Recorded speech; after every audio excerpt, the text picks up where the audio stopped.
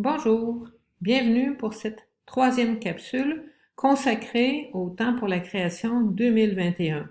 Le temps pour la création qui est un temps de prière, de réflexion et d'action en faveur de la création va s'étendre jusqu'au 4 octobre 2021, jour de la fête de Saint François d'Assise.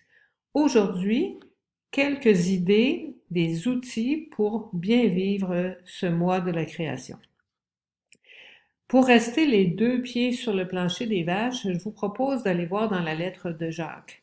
Avec la lettre de Jacques, il n'est pas question d'être dans une spiritualité désincarnée.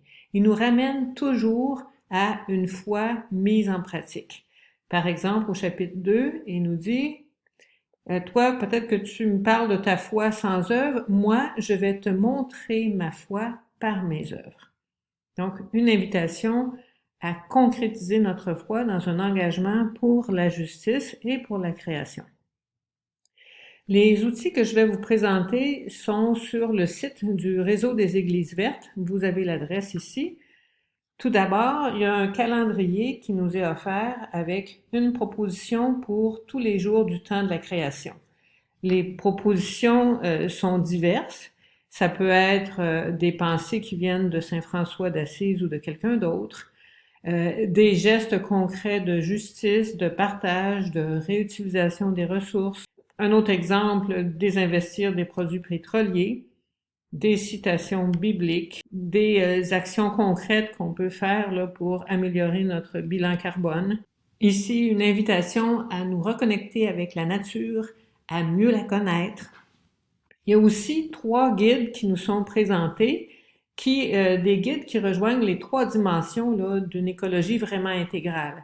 Donc, la dimension de la prière, premièrement, un guide de prière qui présente toutes sortes de suggestions, en particulier pour le 1er septembre, qui était le début du temps pour la création, une célébration plus élaborée pour le 4 octobre, qui est la dernière journée de ce temps, et aussi des propositions pour chacun des dimanches.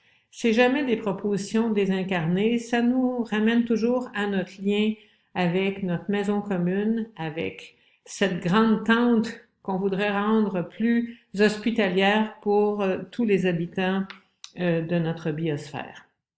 Un deuxième guide est un guide d'éducation, donc une occasion de réfléchir, mais réfléchir en agissant aussi. Donc, il y a 3 propositions d'activités.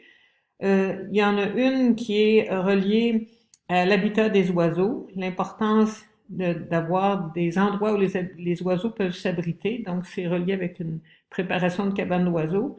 L'importance aussi des bords de mer, des bords de cours d'eau pour la biodiversité et une réflexion sur notre maison. Qu'est-ce que ça représente pour nous, humains, une maison, en élargissant ça à ceux qui n'ont pas de maison. Et enfin, un 3e guide qui propose 3 actions. Donc, comment protéger les habitats des espèces indigènes, qui sont de plus en plus menacés par tout notre mode de vie, mais aussi par les changements climatiques, des trucs pour rendre notre maison plus écologique, et aussi, dans un esprit de justice, venir en aide aux personnes qui n'ont pas de maison.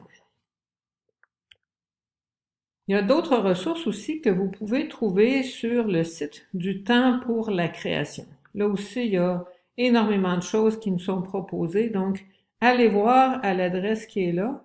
Si vous la copiez exactement, c'est la manière la plus simple d'arriver aux outils qui sont proposés. La semaine prochaine, une réflexion sur les arbres. Ce sera la journée de l'arbre qu'on va célébrer. À bientôt!